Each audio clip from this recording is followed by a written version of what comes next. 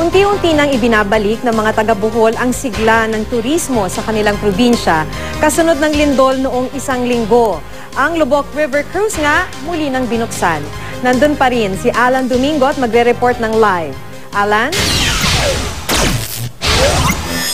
Yes, Magdi, nagtulong-tulong ngayon ang mga hotel and restaurant owner, government agencies at lokal na pamahalaan na pasiglahin pa ang turismo ng Bohol. Ito'y para na rin tuluyan na makabangon ang kanilang lalawigan sa pinsalang dulot ng lindol.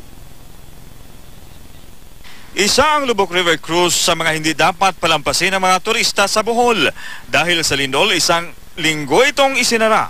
Pero kanina, muli na itong binuksan. Pasado alas 9 kanina umaga, isang misa ang idinao sa loob ng Lubok Tourism Complex. Pagkatapos, binindisyonan ng pari ang lahat ng gusali sa compound at ang pagtugtog ng Lubok Youth Ambassador Band.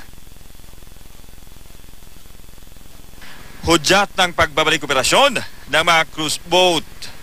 Kami mga tao dito mag-unite para ibangon namin ang Lubok.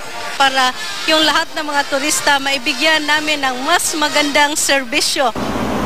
Balik man ang operasyon ng Lubok River Cruise, nananatili pa rin sarado ang Church of San Pedro Apostol o mas kilala bilang Lubok Church. Kabilang ito sa mga napinsala ng lindol. Ayon sa parish priest, pupulsuhan nila ang kanilang mga parokyano kung anong gagawin sa nasirang simbahan na kinikilalang National Cultural Treasure. Muli namang dinalaw ni Pangulong Noynoy Aquino ang Bohol. Kanina pumunta siya sa bayan ng Tubigon. Mula roon, dumiretso siya sa bayan ng Sagbayan at namigay rin ng relief goods. Kasama niya ang kanyang gabinete, si Bohol Governor Edgar Chato at Sagbayan Mayor Ricardo Suarez. Pumunta sila sa San Agustin Parish Church at nag-ikot sa pamilihang bayan. Sa bayan ng Loon siya nagpalipas ng gabi. Natulog siya sa folding bed ng army sa loob ng isang tent. Medyo malamig na talaga. So, tulog kami, naka-jacket pa actually. Medyo parang na-experience natin ulit ng panahon ng Boy Scout na camping. Nakaramdam din daw si Pinoy ng aftershock bandang alas 3 ng umaga kanina. Ayon sa Feebox, asahan na tatagal pa ng 2 hanggang 3 linggo ang mga aftershock. Pero wala raw katotohanan ang balitang magkakaroon muli ng panibagong malakas na pagyanig. Ululubog ang isla ng Bohol.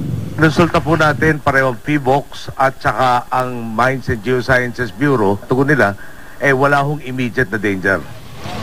Inatasan na rin ng Pangulo ang DPWH at DOST na inspeksyonin ang structural integrity at electrical wiring system ng mga nasirang bahay. Gusto raw niyang masigurong ligtas ang mga ito bago umuwi ang mga nagsilikas.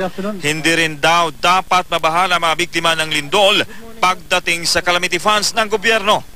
We have 20 billion in savings presently that can be tapped to address your needs here. Naglabas naman ng resolusyon ang COMELEC para pagbawalan ang mga kasalukuyan at kumandidatong kapitan na mamigay ng relief goods.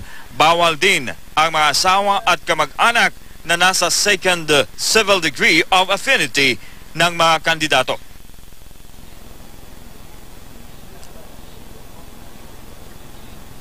Maki, mula nang binuksan ang Lubok River Cruise, tuloy-tuloy ang pagdating ng mga turista. Ito'y nagpapatunay lamang na ilang lindol at bagyo man ang dumating, hindi magpapatinag ang turismo ng Bohol. Maki?